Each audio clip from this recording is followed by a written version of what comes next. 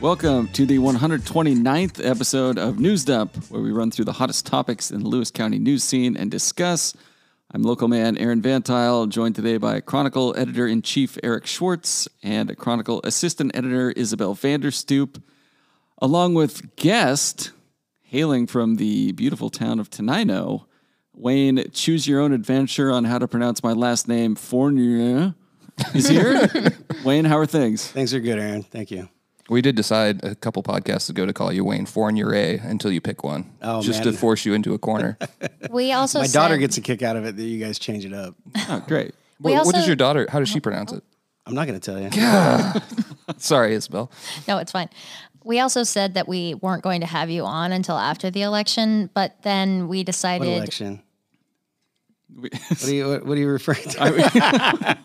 But then we decided that we'll just have your opponent on if they announce or if there is one. Sounds good. Invite him at least. Yeah. Courtesy invite. Yeah, do you want to get into that? You're running for something at some point? So, yeah, I did announce a few weeks ago that I was not going to be seeking a re-election to the mayor position, that I would be running for county commissioner. In Thurston County, we voted to increase from 3 to 5 commissioners, which created 2 new districts. And one of the new districts covers Tenino, Grand Mound, Rochester, Rainier, and I'll be running for that spot. Is that like a full-time paid gig? I mean, being mayor is full-time. When you get into elected office, there's you don't clock in, clock out. It's a lifestyle, which, it's a lifestyle, which, that's the way I think. That's the way I operate. You were asking if it pays to, if it's like a $30K a year. I think it's 6 figures. Okay, well, that's cool. Congratulations, I guess, maybe. Well, we'll see. Can we borrow $20? Upwards of $100,000 a year. I've read. I think I included it in the story. Yeah. Okay. Yeah, I was just if they expanded to 5, if they were going to bump it down to be more like a less than that kind of thing. But I don't think the workload. It's a dumb question, all right, guys. God. Yeah, but I mean, they're having to expand the number of commissioners because the workload is so great. Yeah. So I'm sure if you were to talk to the Lewis County commissioners, where there's only 3, right? There's only 3 here. Yeah. It's really hard. Yeah, we tried to force them to have 5. And you can't meet, and you can't congregate more than 2 people together without creating a public meeting. And then, that's an issue. It's illegal. Yeah. And some people in Lewis County would say 3 is too many. Mm-hmm. I'm sure. Wayne, I don't know if you have ever read the Bible or grown up reading it or anything, but I wanted to do for the lead for that story, what do the Holy Spirit and the Open Public Meetings Act have in common? Where 2 or more are gathered, there too I will be. And then Eric was like, I think people might be offended, which is fair. But you would have gotten shit on this podcast for that. I mean, you make fun of the Holy Spirit, you go to hell. That's what I was taught. I feel like I wasn't making fun of it. I thought it was funny, but I am also... It's a hard one to use in jest. I did want to note, and I shared this with Wayne, but shortly after, or I guess a few weeks after he announced his candidacy, Governor Jay Inslee is already calling South Thurston County Lewis County. So are you going to bring that home to Lewis County? I feel like, Tenino is truly in between, 2 different kind of paradigms. We've got Lewis County, which is Lewis County, and then North Thurston County, which is North Thurston County. And stuck in the middle is Tenino, where you have to be a moderate, you have to be sensible, and I think I've said on here, we're like a little bit country and a little bit rock and roll, and I think there's a place for that in politics these days, where you're not, a diehard one way or the other. I consider myself a moderate, practical person. Mm-hmm. All right, Tenino County. Yeah, it is. God, we got hung up on the intro. That's great. We're also joined in spirit by sponsors Summit Funding and the Roof Doctor. It is Monday, January 30th, and I would like to be the first to congratulate Eric Schwartz on once again attending the polar plunge at Mayfield Lake. It was cold, I'm not going to lie to you. It was freezing out there. You did a great job of standing idly by as others braved the frosty waters. I was there. I got up early. Yeah, you sure were. So you went in, Franklin went in, Kyle, our IT specialist, he went in. Good contingent in the cold waters. Yeah. It was nice. Fine. That's raises money for Special Olympics of Lewis County, and then we visited the land where inflation has not touched, which is Frosties. Great breakfast at Frosties. Have you been to Frosties before? I have not. When you step through the doors, you step out of Biden's America. You step back in time to It's I don't in know, Napa Reagan's Valley. America, maybe. Yeah, I don't That's know. excellent. Yeah, it's very fairly priced. What do you get there? And steak and eggs. Got to go with the steak and eggs. Nice. Yeah, I had the eggs Benedict with bacon instead of ham. A couple Bloody Marys. It was great. It's legit. Couple or a few? Just a couple. News items. First up, the Chehalis Basin Group unveils 4 non-dam flood prevention proposals and asks for public input. We call this segment Ranking the Flood Solutions That Aren't a Dam. Do we want to just run through options A, B, C, and D? Yeah, abbreviated. Okay, I haven't read Isabel's summary of these options, so I might be leaving a few things out. If I fine. glaze over things, feel free to jump in and interject I on shall. this one segment. But only this one. Only this one. Option A, essentially what the Office of the Chehalis Basin is already doing, raising houses, helping residents get flood insurance, and in some instances, buying out homes and helping people move out of the most flood-prone areas. Approximate price tag, $500 million. This is just kind of treating the symptoms. Mm-hmm. Okay. Option B, and we're not doing a bid here. This is to dig out an entirely new fork of the river that wraps around the hospital. It would require uprooting homes, churches, and essentially the entire Schubert-Mellon area neighborhood. It would also mean picking up the Mellon Street Bridge and moving it, get this, 2,000 feet south.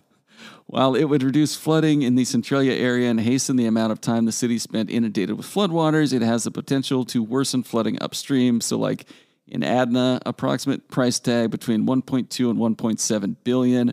This is like in The Simpsons where Homer was in charge of the garbage department and he just stuffed all the garbage under the town, and their solution was to just pack up Springfield and move it like 5 miles down the road. It is, yeah. You mentioned upstream too. Just quickly note this: wouldn't it just deliver a faster blow downstream as well? Like Yes. when the diversion came back into the main stem. Well, this is not something that was discussed, I don't think, in the story or even like the meeting, but I am aware of previous studies they've done on this exact option, and I'm pretty sure the tribe said no to it because it would make Rochester flooding worse.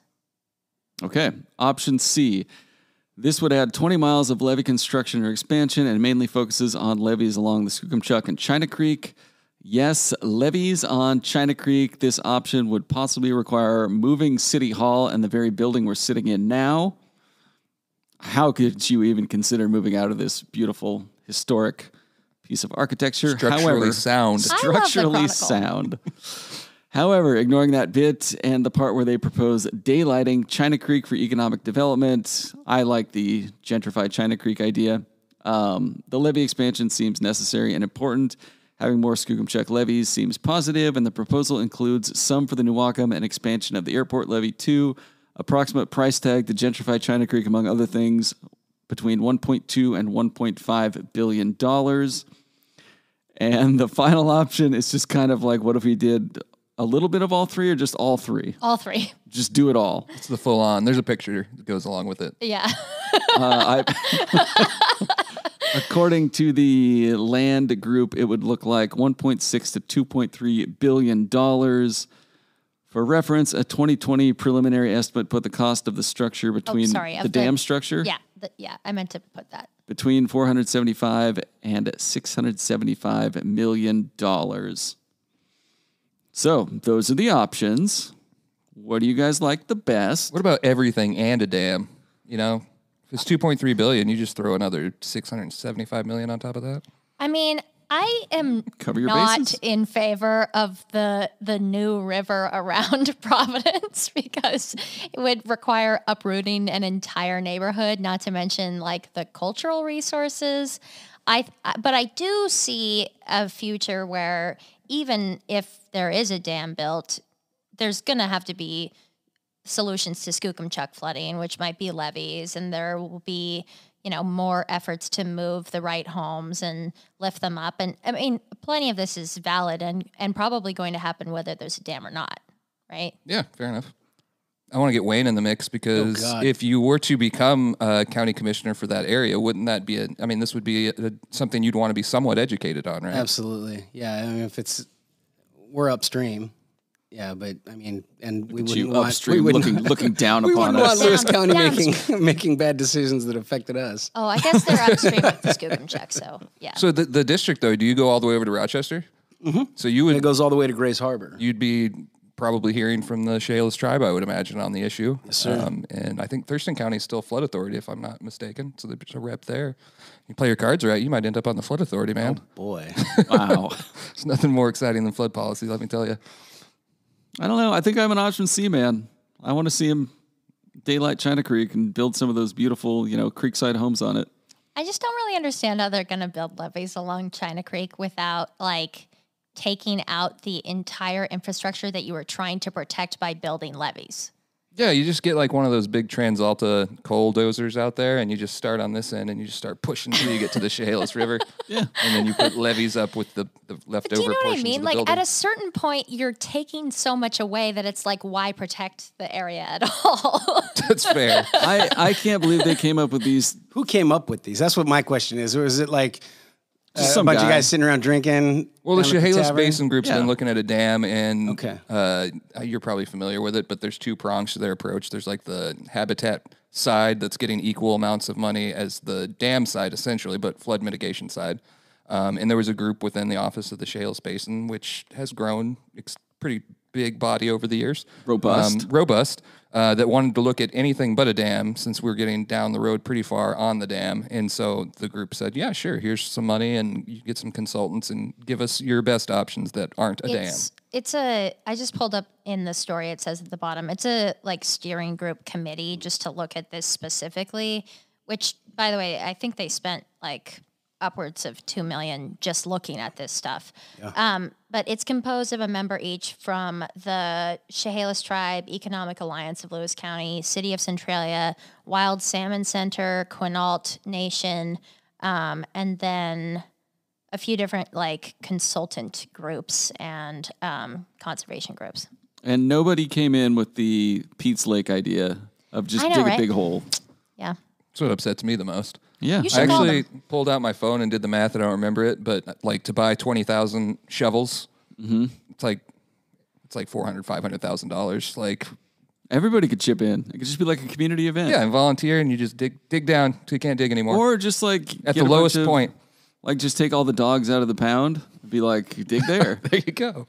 It's like I just want to say of this, it's very clear that we need to work on Centralia flooding, but that's not the only place where we need to work on flooding. And I felt like I expected this process to have more focus on basin-wide solutions, which it didn't. But I mean, maybe there will be more of that in the future. I think that's more or less what Ron Averill said. He's on the flood authority. He's been on the flood authority, I think, for a long, long time.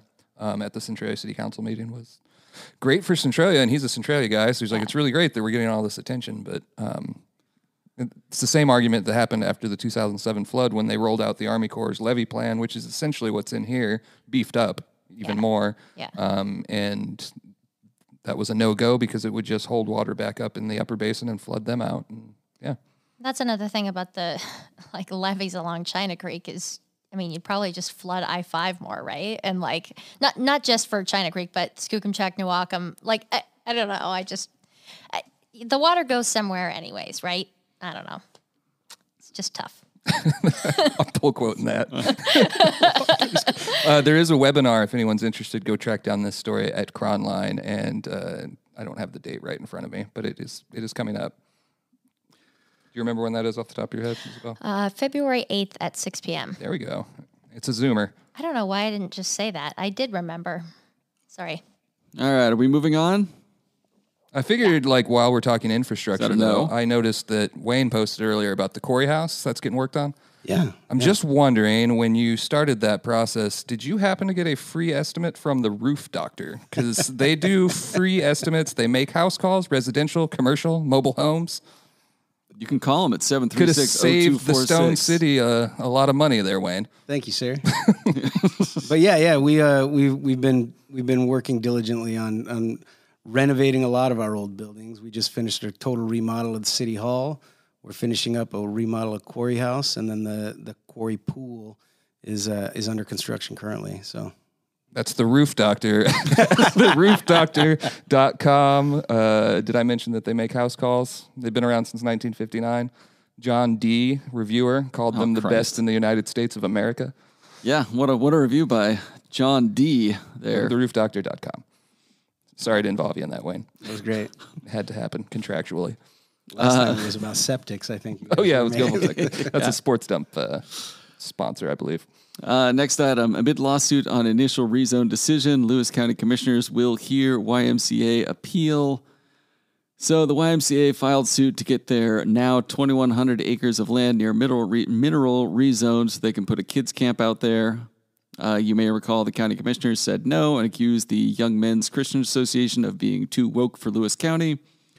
The county is now saying, well, let's just do the hearing again. Maybe we can further explain why your camp to give poor city kids an outdoor experience is not right for Lewis County.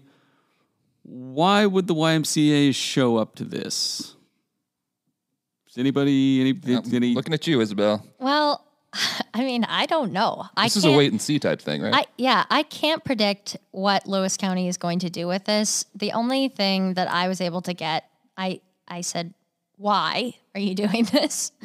And I got a statement back from the commissioners that said, essentially, like, it's hard to get a lot of stuff into the record because the process is specific. And, quote, statement from the commissioners, we did not get everything into the record that we needed. Reopening the hearing will give both parties the opportunity to create a full and complete record regarding the YMCA land use decision. So I followed up with, what are the two parties? Like, I thought they might mean like the community members in the YMCA. And then they were like, no, the county and the YMCA. And I was like, so the county can put stuff into the hearing? I thought that the commissioners were supposed to be like judges, like the quasi-judicial, like judges who oversee what's in the record. And they were like, I don't know. We'll get back to you on that. So I don't know. So we will wait and see. I truly do not know what they get out of it or what their strategy is going to be, but I don't know. I kind of feel like the YMCA is just going to show up and be like, we don't have anything to add, but if you guys want to throw some more stuff on the record that we can use in our lawsuit, feel free. The mics are on. Yeah, I mean, to be honest, when I first saw that they sent out a press release about this, and when I first saw it, I thought, oh, maybe they're going to walk back the original decision because they don't want to be in a lawsuit. That seems logical. And so then I asked for their statement, and they said that, and that made me feel like they are just going to say no again, but they're going to use more evidence to show why they think they're right? I mean, that's kind of what it seems it's all like. conjecture, but yeah. Yeah, I don't know. We'll just find out. But this is either going to give the YMCA more ammo for the official appeal or the county is just going to change its mind. But the commissioners don't seem like the type to admit they're wrong and save the taxpayers a shitload of money in attorney's fees. So we shall see. That's your legal opinion as an attorney. That is my legal opinion as a taxpayer. Yes. It's also worth noting that Lee Gross has retired and he voted no, but Scott Brummer, his replacement on the commission, said throughout his campaign that he did not consider this a land use issue, but a community issue, and definitely was opposed to it. So I'd be surprised, I mean, who knows what will happen? I cannot predict it, but he would also have to change his stance alongside the two who had voted against it for the vote to be overturned.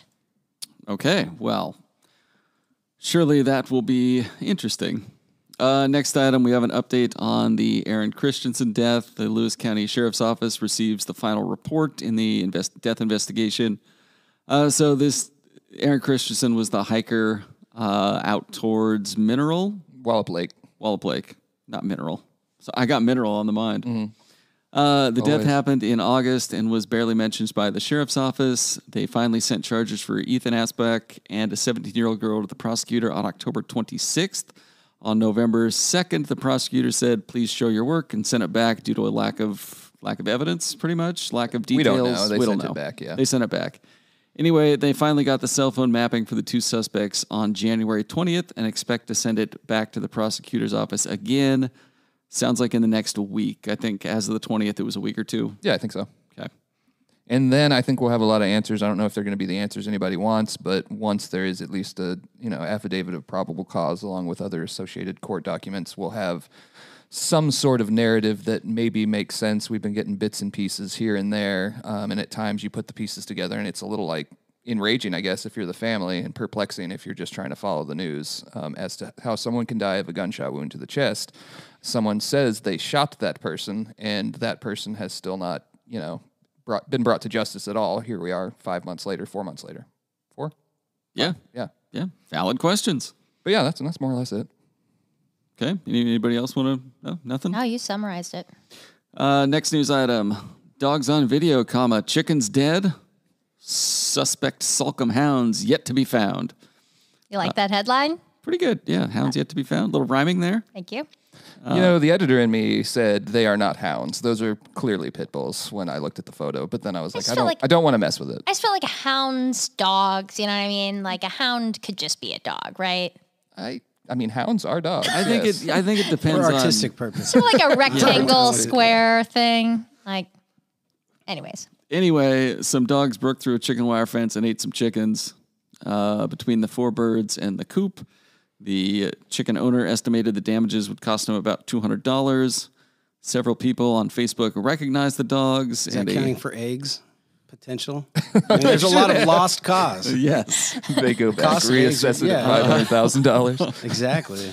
Lifetime egg loss. A personal story about that. My chickens right now are not laying because it's late. And that's exactly what my mom said. Yes. Yeah. She was like, oh, they must know about the market. They're trying to play to their advantage so they get more food. And she is feeding them more. All the chickens are colluding. They're on strike. Yes. Yeah.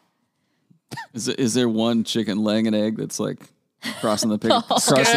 No, it's been several days. I mean, it's been really cold and dark. Plus, we've had a couple attacks recently, and so I know there's been some stress. But no, I think they must know. Wow, they've got their fingers on the pulse. You were talking, Isabel, which we touched on it last week too, and I'm going to segue it into a South Thurston County issue as well. The various passions that are flamed up on dog stories like this. Yeah. Like, talk about that, the range we saw. Yeah. So I've been thinking about this stuff a lot with like the dog court series that I did too. But the way that people think about their dogs is so varied. Like the people on this story on Facebook, the comments ranged from, just sort of a normal like, oh, I'm really sorry to hear that about your chickens, to who cares? These are just dogs being dogs. Those are just chickens. Dogs are going to do that, which I kind of feel like, no, like don't let your dogs do that, right? Like don't let your Chicken dogs lives run matter. around and like I love my chickens. And why are your dogs so much more important? I mean, I don't know. And then there were some people who were like, don't euthanize the dogs, euthanize the owners. Like straight up, that's what some of the comments said. I was like, what? I mean, it's just so interesting to hear. It's anytime there's a dog story. We saw it with Hank/Tank, and then I'm sure Wayne remembers Wolfie out in Bucota. Oh, who could forget Far beautiful too well. Wolfie? Yeah. Yeah, Wolfie was something else. Like that inflamed like passions internationally. Talk about it, Yeah, because it I is. don't know the story. Oh God. Oh, we don't have time to get into Real Wolfie. quick, There's a whole podcast it was on a its own. beloved dog Really? that wandered around town, looked awful, like hair missing from all over, whatever. People started complaining. The owner, and I might botch this a little bit, but I won't name any names. The owner finds out that this dog has become a social media sensation in a bad way, and like gets the dog. Didn't want the attention. Yeah. Took the dog out to the woods and killed it. Slowly. Yeah. Oh. So there was like they shot it, but they did an They did autopsy. a poor job shooting it. Oh. And then there was a necropsy. Necropsy, yeah. Was done on the dog, and it just showed that it took a long time to die, and it was in various states of like decay over the years, and poorly taken care of, and everybody wanted justice for Wolfie. It was kind of like a hashtag for a minute. Oh, there's artwork for it too, and everything. Yeah. I just remember the picture of that dog. Sad. And to this day, oddly enough, Wolfie haunts Bucota, and if you get on Google Maps, I think a and lot you of things travel- on Bucota. if you travel the streets of Bucota on Google Maps, you will see Wolfie in the Google Maps photos. That is wild. It is wild. That's really crazy. I just remember we covered it intensely, as we do all things South Thurston County, better than our neighbor to our north. That the NVN. we had like a rallying cry at the table that was like, never forget Wolfie. Yeah. And then we were meeting one day, and somebody came in with like a note from out front. Like, the owner of Wolfie was sentenced a month ago, and we were all just like, damn it. Celebrating. We all forgot about Wolfie. No, we all forgot. Like, ironically, at the end, we forgot about Wolfie. Oh, that's we took funny. we took our eyes off the ball there. Wow. Anyways, yeah. sorry, Those kinds Aaron. of stories, they just You've really lost like control. bring out a lot of feelings about like humanity and what is or isn't worthy of like justice. It's so interesting to me. Anyway, back to the dogs in Salcombe that ate some chickens. Some people on Facebook recognized the dogs, and a sheriff's deputy went out to the place these people thought the dogs lived twice, but didn't see them. The end. That's it. For now. If you have information, you can call the sheriff's office, and I'm sure they'll open the case back up if they find the dogs. But that's that. Sure they will. Yeah, I was going to say, Aaron's just really biting his tongue over there. It's just like, Well, ain't got nothing better to do than look for some dogs in East Lewis County. I mean, the county does have a humane officer. It's Yeah. like they do think a lot about these kinds of issues. In the rural place where we live, there are lots of marauding dogs, as the state defines them. And it's something that is a problem because chickens get killed over it. So, Sick band name. Well, I mean, people get bitten by them too. yeah. Yeah. All right, next item. Wayne, prepare yourself. Oh, God. This here one's it for you. comes. Inslee comments on Tenino's sex offender housing amid community outrage, and state agencies back out of Tenino Town Hall on sex offender housing. The governor pointed out that the sex offender house is on 14 acres and, quote, fairly remote. He also used to live in Tenino. The offenders will not be allowed to leave, and this is the court's decision, sort of. I'm just hitting the very high-level talking points here, but thoughts, everyone? I was hoping Wayne, as the only Tenino resident here, could kind of back us into this, like, not like a very long retelling, but like, you're probably one of the more informed Tenino residents. So, like, when was the first time people started hearing that this was happening? And then just kind of take us to current as quickly as you can. There were some people that caught wind of this, some neighbors that caught wind of this around like June, July. So there's been some like people in the media area that have known about it, and they heard about it just through some back channels that it may happen. There was a real estate transaction that went down where a private company, an LLC, bought this house for $1.1 million. It's a beautiful house, 5-bedroom, right on Maytown Lake. And people were kind of figuring out what was going on. And, you know, there was rumors about it. But this all kind of blew up about 3 weeks ago when a company called Supreme Living scheduled and held what would be like a town hall of sorts that they put together, where they wanted to come in and explain to the community what they were going to do and why they had bought the house. It was a big debacle. It was kind of, the whole thing was just a big fiasco where we came in and this private company laid out that they are in the business of creating what are called less restrictive alternative housing, so LRAs. And the less restrictive alternative is the alternative to living on McNeil Island in the Special Commitment Center.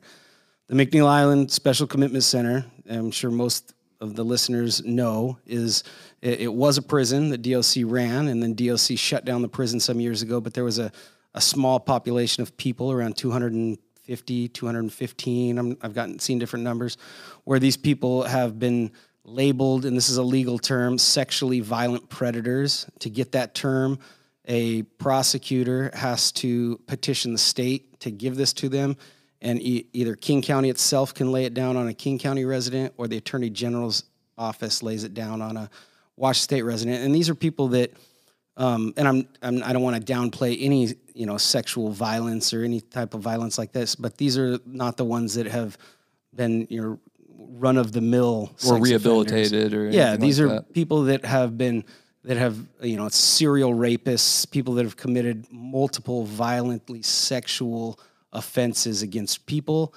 and it's been deemed by a mental health professional that they're not likely to be rehabilitated. So they've got to have some kind of underlying mental condition, and then they've got to have like multiple violent sexual offenses. Then you get committed to McNeil Island. You could be there during your prison sentence, but then when your prison sentence ends, they can't just be let go. They can't just be put out there. And so the state found itself in kind of a weird situation where they were seemingly incarcerating these individuals with no end in sight. And you cannot have, according to the Constitution, somebody that you just put in a prison and leave them there forever. You just can't do that. And the federal courts came down and said you need to have some type of process for these folks, and you can't just warehouse them on McNeil Island indefinitely. So there's been a lot of like debate over what that should look like over the years. I want to say 2021, Senate Bill 5163 was drafted and passed through, where it would allow for LRAs to be created by private companies.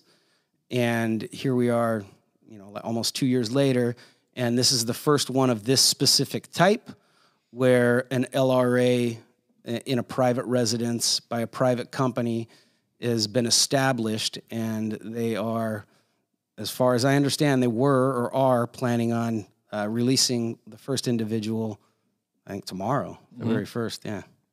That was a really good explanation. Did I do okay? Yeah, All right. it was awesome. You even nailed the bill year and number, 2021, 2022. Tell me the bill part, is that where it was outlined that like each county would kind of take its part? Yeah. So, these folks, there have been some released over the years.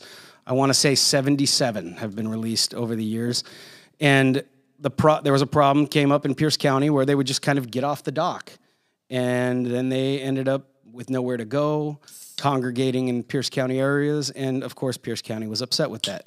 And so they took it to the powers that be and said, hey, we need to come up with a fair plan where, these folks don't just end up, downtown Tacoma.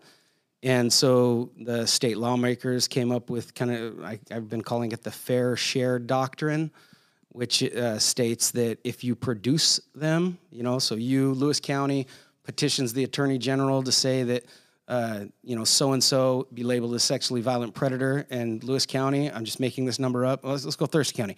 It has been determined that Thurston County has created, I've heard the number 9 and heard the number 11 through this petition process. And so if you create them, you must then receive them later. And so the fair share doctrine is saying that each county that produces one of these individuals has to then take them back when they get out. So whoever smelt it dealt it for sex offenders, basically. Essentially. Okay. For sexually violent predators. Yes. These are not just sex offenders. These are next level sex offenders. Mm-hmm. It's a whole nother designation. Okay. SVPs, it's got its own acronym. Yeah. Yeah. Yeah, like I said, really good explanation. I don't know if I'm jumping ahead of you here, Aaron, but the other link that you posted with this item was Isabel was able to talk with Governor Inslee at a separate event at Maple Lane on Friday.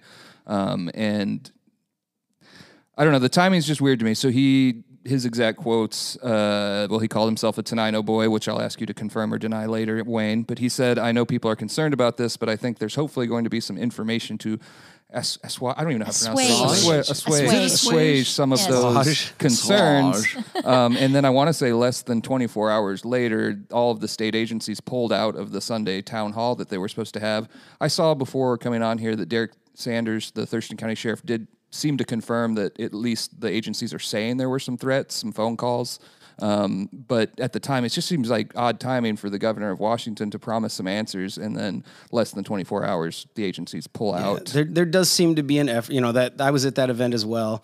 And, there's a lot of talk about community-based solutions. Mm-hmm. And there's a lot of talk about deinstitutionalizing. And, for that incident, they were talking about mental health and Western State being the big institution where, people with mental health issues are housed, and they are trying to put an effort together where in each jurisdiction there's going to be community-based solutions for mental health problems. And that sounds like a good thing to talk about and work on. Sure. And it kind of feels the same way that they're treating the sexually violent predators, and But then they also get into fiscal reasons they're doing this. McNeil Island's expensive. And when you farm them out to private entities, which I am absolutely against, I could not speak worse of private prisons or private companies confining people. That just sounds horrible. And, there's like this effort to go that way. Yes, Governor Inslee did live in Tenino for a while. His father taught there in the 50s. And yeah, that is true. What was the next question? No, that was it. I was going to ask if you ever bumped into him in the halls or traded pogs with him or played marbles. We did not go to school together. But in the 50s, I wasn't born yet. But there have been times where, I would get a call and, hey, meet the governor for lunch at the Sandstone Cafe or Don Juan's, where they have wonderful tacos. Oh, they do. Great guacamole, too. We'd love him as a sponsor if you can make that happen. Yeah, Juan. Just a couple notes on the Inslee thing. The reason I know how to pronounce assuage now is because he said it twice in the same interview. Ready. Yeah. And then also, so just like you were talking about, I started the interview talking about the Maple Lane thing because that's the event that we're at. And then he said this is a part of a greater vision to create community-based behavioral health situations. And then I said, is the Tenino sex offender housing the same mission, basically? Like, is that what you mean? Is that what this is behind, is getting those in communities? And he was like, no, it's not. Which I don't get that. But that chemical or the behavioral health halfway house of sorts that were the ribbon cutting, that's state run. And I can get behind that. It's state run. It's DSHS controlled. There's checks and balances.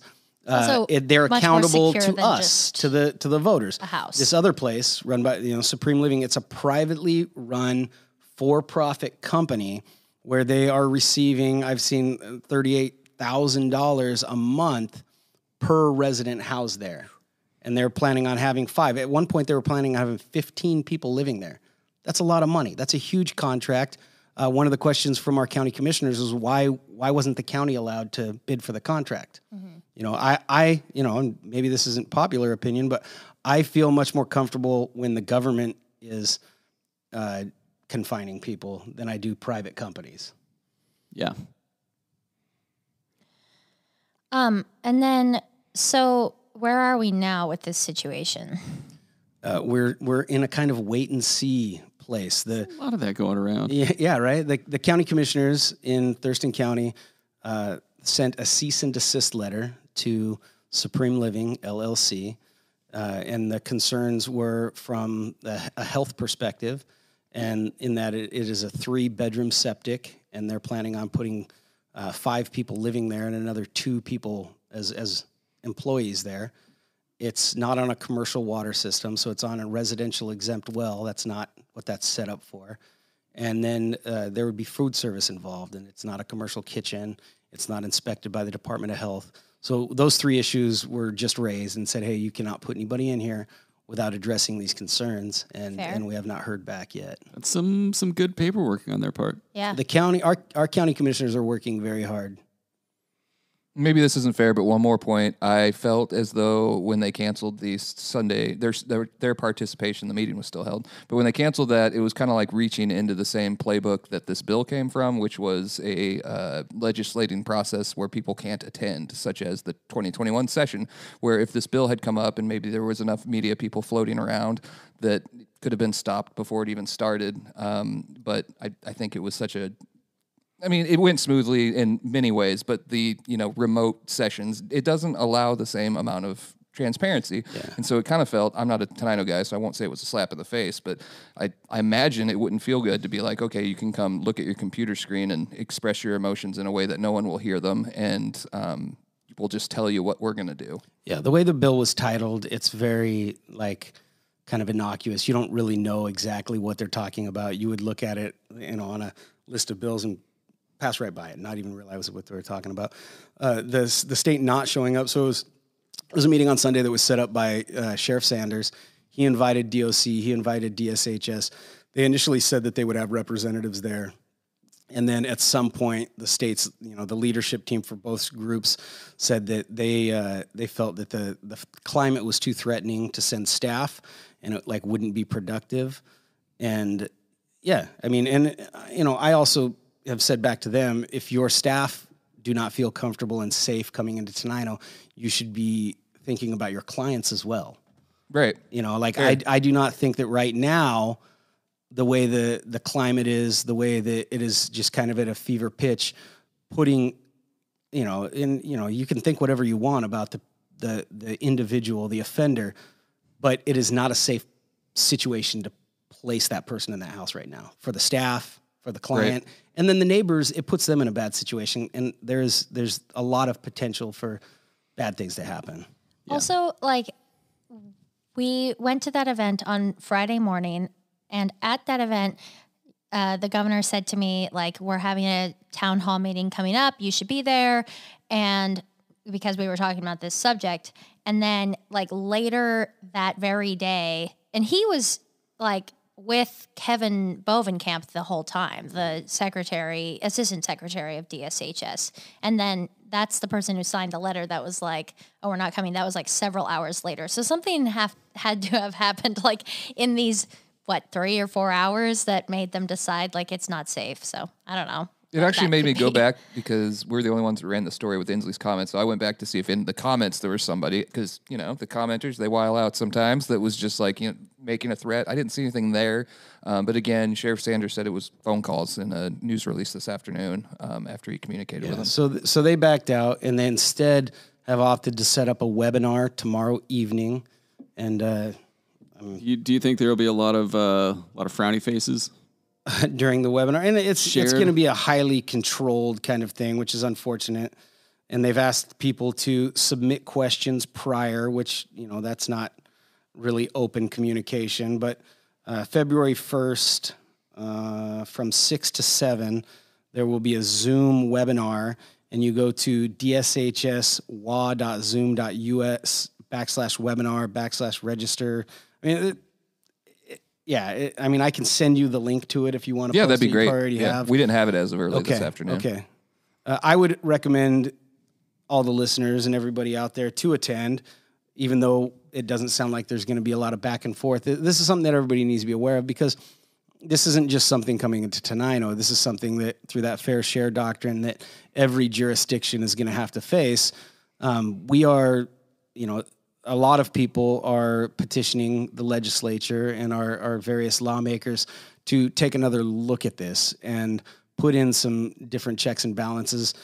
This situation, one thing that really has me bothered is the offender that is scheduled to be released tomorrow did not go through Thurston County Superior Court.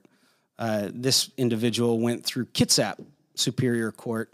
So it was a Kitsap County judge that decided the conditions at this residence were good enough to release this individual to, even though the Department of Corrections in their investigation has listed all kinds of concerns. It's next to a lake where they have summer camps. It's near a bus stop where there's kids. There's residences all around there. So all these concerns were listed, and despite those, a Kitsap County judge said, "Yeah, this is good enough. We'll release that person." And there's no recourse, right? If you have a jurisdiction, if the judge of your county, or the Superior Court of your county, is the one that is releasing this person, there's accountability. If they're releasing, these offenders to places that are inappropriate, next election you vote them out. But when it's in, a completely different county, there's no accountability at all. Yeah, and there is legislation. We'll have a story on that. And what's today? Thursday's paper. I think it's some of the 35th district legislators that got a proposal. But Travis Couture has been working very hard on this, and I appreciate his support. But it's not retroactive. It's just dealing with stuff moving forward, which is important. But all right, next item. You guys ready? Yeah. Mountain View Cemetery in Centralia repossessed by Lewis County after foreclosure. You've heard of adding insult to injury, but what about adding insult to death? I, for one, can't think of anything worse than the county owning my dead body. You would hate that. You would hate that. Despite outcry from family members, a Restore Mountain View Cemetery Facebook page, and volunteer efforts, the cemetery is, at best, in disrepair. It's been privately owned by William Rickard, but he hasn't paid the property taxes for 3 years, and the county foreclosed on it and put it up for auction for 5 minutes, which is the standard amount of time they auction off properties that have been foreclosed on. Really? Yeah. There's like a bidding process for all of these things, and if you are looking to buy foreclosed property, like you're a business or a construction company or whatever you are, you know that these things are going up. And nobody bid on it? Yeah. Well, it was $53,000 for literal ruin and dead bodies buried. And I'm not saying that it's not valuable. I'm just saying it would be a huge undertaking to buy. Undertaking. Yeah. Yeah, but I'm sure like at least one of those bodies had to be buried with some gold. They've been there for a long time. Well, I just appreciate your shock at the government moving fast for once as a bureaucrat. I mean, the one time 5 minutes? The one time it's suspicious for them to do so, and they're like, all right, let's get the clock moving on this thing. Well, I feel it's probably positive actually. This story raises a lot of questions. Well, okay, so the Chronicle covered John Baker forever, right? Who could forget? The Greenwood guy. And it's the same kind of story. It's like this person owns a cemetery and then neglects it. And now what do? Is you have all these dead people, family members, and they're being neglected and everybody's upset about it. And it kind of brings up the question, especially here in Centralia where we've seen this now twice, maybe more, I don't know. It's like, why should there be privately owned cemeteries? I don't think there should be. More often than not, or I don't know more often than not, a lot of times it's a district, it's a taxing district. Right. And so it's like those elections you see that you don't really know what to vote on one way or the other, but it's important and it makes it to where this does not happen. And now that it is it's owned by the county, there will be the opportunity for them to, I'm not sure exactly if they will give it to the state or like officially abandoned it or whatever, but it has now the opportunity to form that kind of cemetery district. And that could cover both Greenwood and Mountain View. And it would take citizens in Centralia saying, yeah, we want another tax, which, that's not easy to get people behind. They don't support the alive children. Why would they support the dead ones? Oh gosh, don't say that. Fighting commentary. Am I wrong? I'm just saying it's not going to be easy, but now there's actually the chance that it could be taken over and restored, whereas while it was just in the hands of this person who was not paying any taxes on it nor taking any care of it, it was not going to be fixed. So it's a big question mark for now. Yeah. But I agree just with like this well. every other story today. Wait and see situation. Next topic, united in opposition, local lawmakers talk South Thurston, Pierce County Airport proposals. This is just in to ask, Wayne, you more of an airport or a bus guy? I oppose the airport adamantly. So, okay. And this is, it's like the whole situation of, hey, we're gonna force sex offenders in your backyard, and we're gonna force an airport in your backyard. Well, I don't know. There's a lot of like missteps going on. If you here. got sex offenders and an airport, like you've got a way to get rid of them. okay, I'm gonna play devil's advocate for a minute. Do it. I completely understand why, if I lived in Tenino or lived in the area where there would be an airport, why I wouldn't want it. Correct. But for me, as a person who lives in Chehalis, I would love an airport in Tenino, right? And I'm not saying like that you guys should suffer from that because it would be convenient for us, but couldn't it be a boon? It's huge, and it would take up a tremendous amount of available land. It would destroy current Tenino. And it would interfere Yale with JBLM. Yeah. And it would destroy our precious pocket gopher habitats. Fair. It's fair. That's so like 2018 of you, Wayne. Come on. You're in the pocket of big pocket gopher, aren't you? Oh, man. I just worry. Here in Lewis County, we have the Cowlitz River Hydro Project, and everybody looks back on that, and we're like, dang, we really wish we did that, or we owned it, we ran that project so that we could get the electricity and the economic development that comes with it. I worry about Tenino that it might look back on this opportunity. And like I said, I completely understand the cons. I think we all understand that there's more runways needed, but this is not the place for that. There's available space on some of the airports that exist. Much of that area is federal property. Much of it is JBLM. And, there's homes there, there's people there, there's farms there. And I don't think it just makes sense. How do you get all the traffic from I-5 over into this kind of, unknown area of Thurston County? It doesn't pan out. And I don't think it's going to go anywhere, but it doesn't feel right the way that this CACC has kind of gone about things. Yeah, that's been one of the common arguments by a lot of the lawmakers was the whole starting process was botched, which, yeah, it makes sense. I don't think there was a lot of community input from the start, and if I lived on the property that would be demolished, I'm sure I would feel upset about that. All right, next item. One quick thing. I just wanted to know, did you guys see Yakima is a potential, hey, we're over here and we necessarily don't hate this. That's what blows my mind away, too. There's a whole other side of the state that everybody always forgets about. Yeah. Yakima's nice, and I could think they could use that kind of thing. Ain't no bad publicity coming out of Yakima. I think they were called lately. a willing partner in a Yakima Herald story the other day. Lawmakers mentioned them as a potential willing partner, and it'd be good to have a big airport over there. Just saying, I think all of Tenino needs to consider how I would feel. Yeah. I do. There's one commenter who has pretty relentlessly put forward the theory that this is all a ploy to put it back to Toledo where they first proposed it.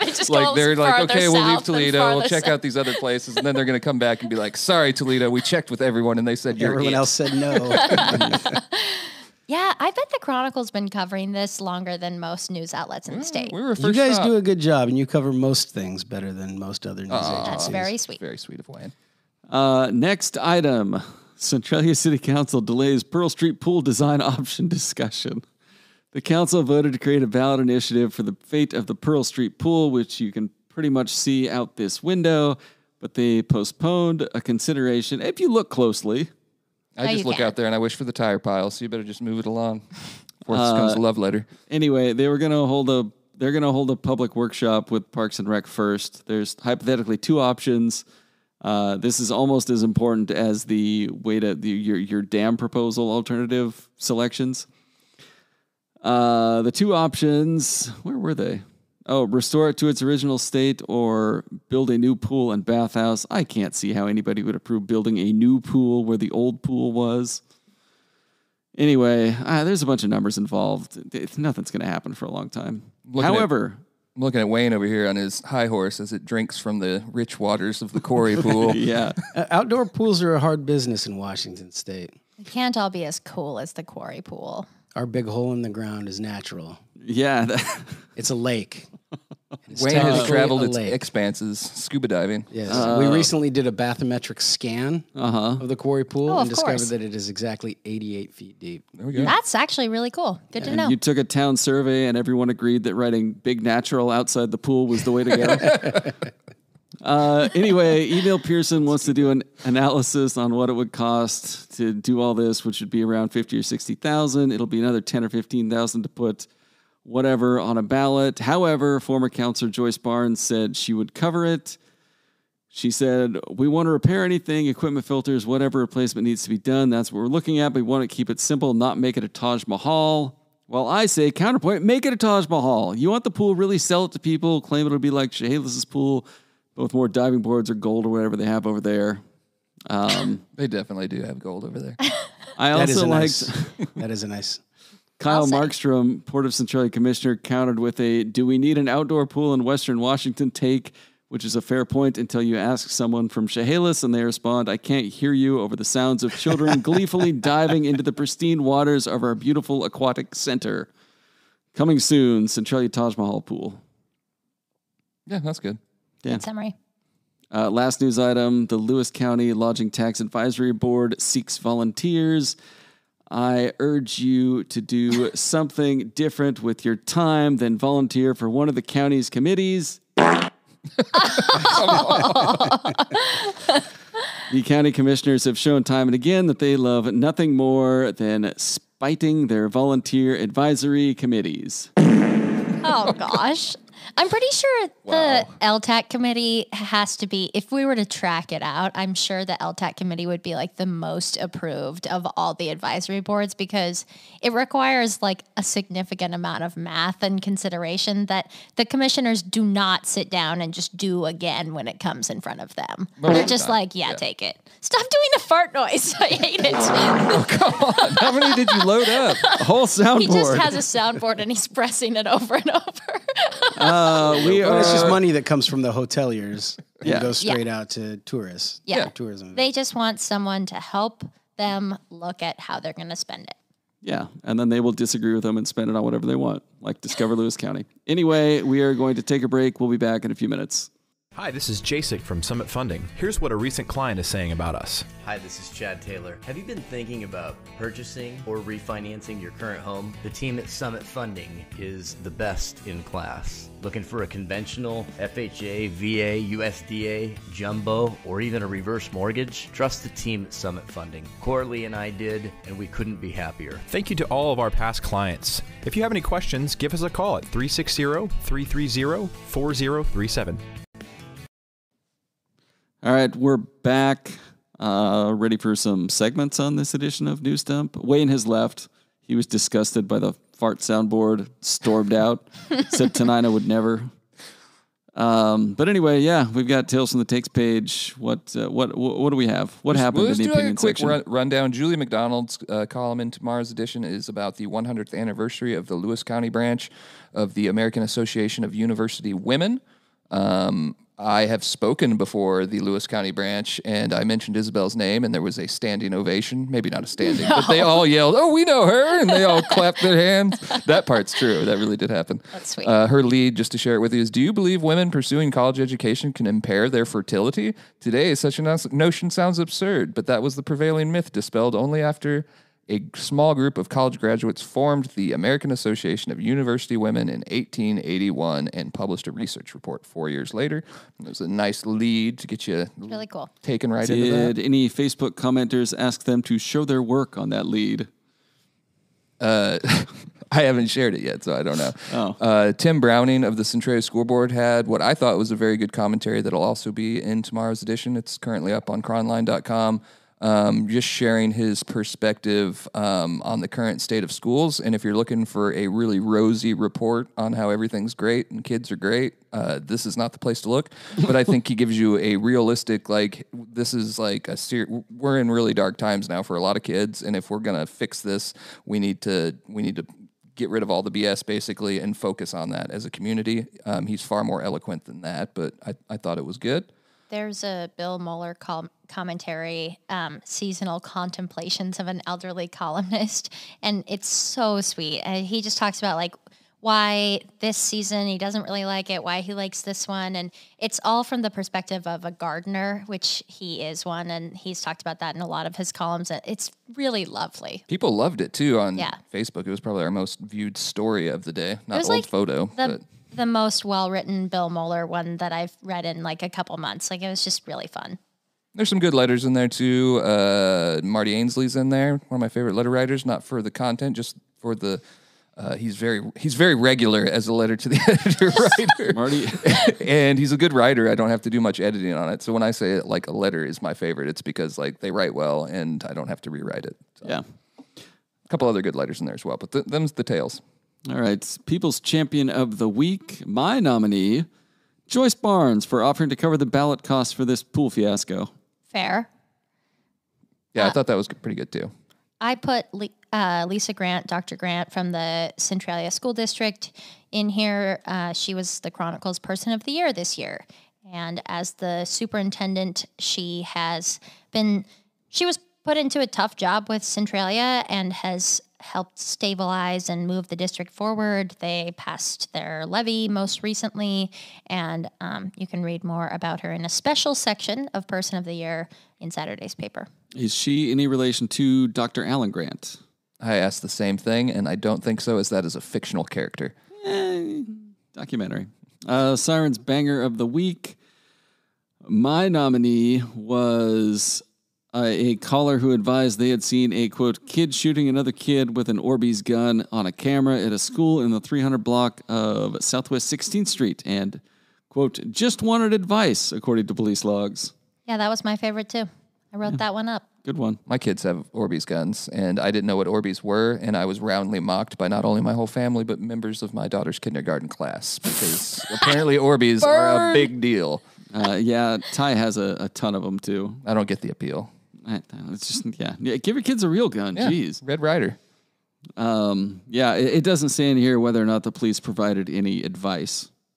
Yeah, no, it didn't say in the call logs either. Police advice was to stay strapped with an Orbeez gun. Yeah. I mean, I'm pretty sure this is at WF West, right? I think so, too. 16th Street, yeah. So I think they were just like, do I have to do something if they have a toy gun? Right? I'm pretty sure that's the advice. I don't know. Some caller just itching to take matters into their own hands. No arrests were made.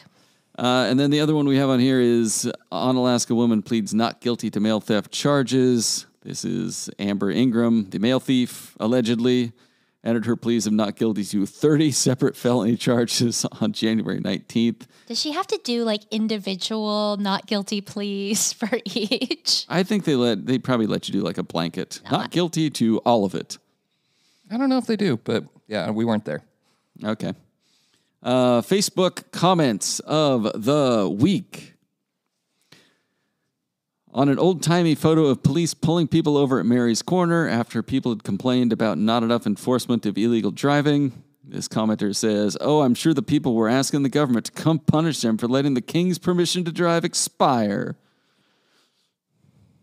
Calm down, people.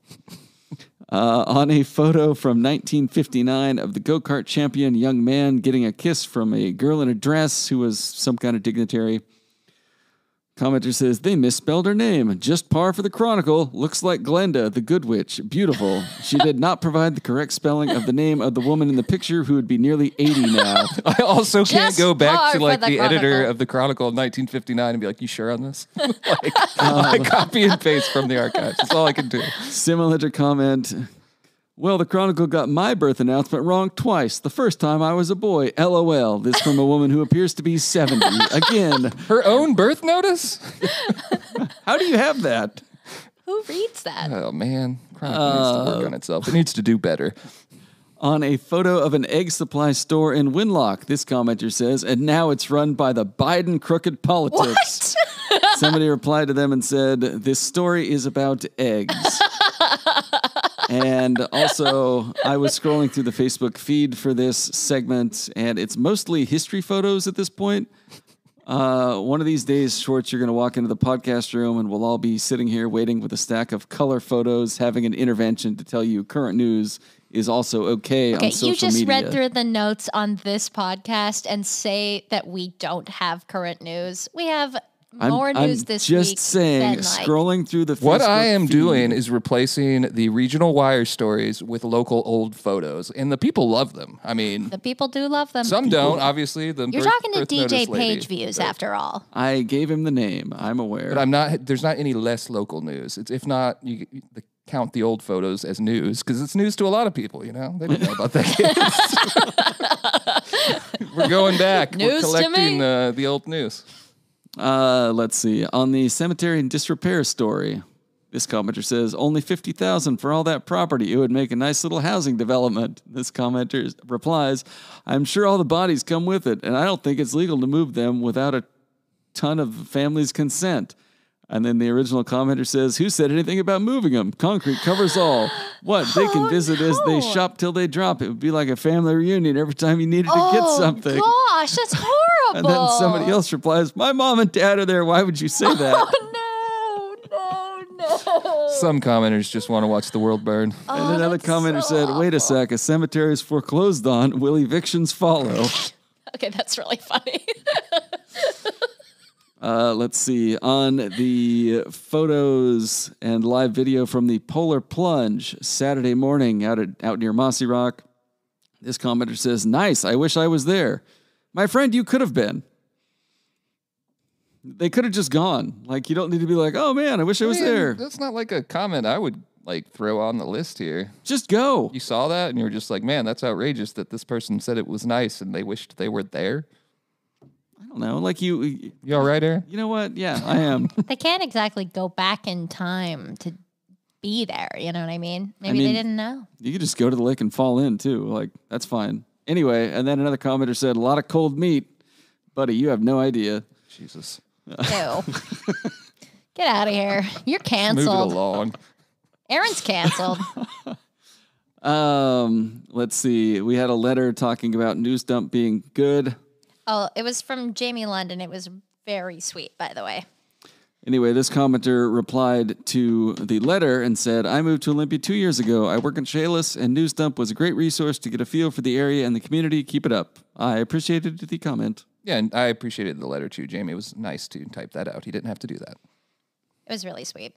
My sister, who lives in Baltimore, listens to it, and she says the same thing. Like, she loves to be able to keep up with what's going on here by listening to it. And, yeah, I mean, if you live in a big city like that, you're probably not super up on the local news happenings of where you are, right? So it's fun for her to see what's going on with Lewis County. She's a longtime admirer of the Chronicle and all the silly things that we write about, like dead chickens and people getting roadkill and that stuff, you know? Lewis County things. Exactly. On the Orbeez gun shooter, this commenter says, probably the same boy that shot me in my own yard from the apartments by the middle school. With an Orbeez gun or what? You got some range on that thing. Comment on a story about a bill limiting the governor's emergency powers. This commenter says, I guess he wrote a lot, but this was the part I pulled out. I guess we learned something during the COVID years. The governor can declare an emergency, has broad emergency powers, and it's an emergency as long as he says it is. This commenter says, you like communism, to go to a country that provides that for you. Oh my gosh. The original commenter says, geez, didn't say I agreed with it. I don't, just saying that's what we found out. This is why the legislature is considering limiting the emergency powers. By the way, that wouldn't be communism. It would be totalitarianism. Woe unto the commenter that enters the comments earnestly. Yeah. It just never works out. Here's what I learned from this story. So you like communism, huh, loser? Yeah, if you like communism so much, why don't you marry it? And then on 2 suspects in unrelated murders being released pending charges in 1 day. Commenter says, why are our cops such a joke? Between this and Aaron and Oakley, our incompetency is almost weekly now. Maybe someone should hold a BLM rally to make sure they are all still working, because history has shown us they are more than happy to show up to break up a peaceful gathering in downtown Morton. Which is thoughts? Oh, yeah. I remember now. I was You're not like, living, that rally. I was not living here at the time, so I had to remember. Yeah, I don't want to share thoughts on it, but Okay, what's in the next edition? Oh, we got a lot. We talked about some of it. There's the first behavioral health facility of its kind at Maple Lane that Isabel wrote up. Thurston County Sheriff Derek Sanders released a statement on the death in Memphis of Tyree Nichols. Mm-hmm. Sanders, what's your guys' temperature check on Sanders? Engaged. yeah, seriously. Very online. Fully engaged. Very online. Not only does he produce a lot of content, or the sheriff's office produce a lot more content, but I think when you're in law enforcement, it's just called working. No, I just producing content. You can I don't mean to insult the Lewis County Sheriff, but if they could do the same thing, the veterans house that was up near Little Rock, or trailer RV, he posted about how, neighbors had been very patient with the sheriff's office, and he appreciated it as the man was having mental health issues, and he was a former veteran. Stuff like that I think people want to hear, and it's less of, why aren't you moving this crap off of my property or my road, and more like, here's why it took so long. I think that it's clear Derek Sanders is really energized. You can really see it by his efforts, and he's involved in something every day and posting every day. I think it really helps to have a younger person take that job who understands the kind of social media stuff. And I'm not saying that an older person couldn't do that too, but you can definitely see the benefit of that. And honestly, I really appreciated his statement on this. I thought it was one of those things that, when this stuff happens, we probably want more than anything to be recognized, for it to be recognized by our local law enforcement officers, and to hear that, it makes an impact on leadership is important. Yeah, and he just seems like very approachable online, which is also, it seems like a big benefit.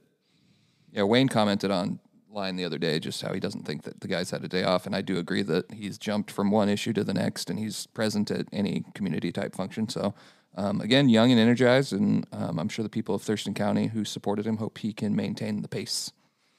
In closing, we are sponsored by Summit Funding and The Roof Doctor. Thank you to Wayne for joining us for the first hour of this podcast. It's way too long. That's a good one. It has gone long. Leave a review on roofdoctor.com if you wish to support us. Anything else?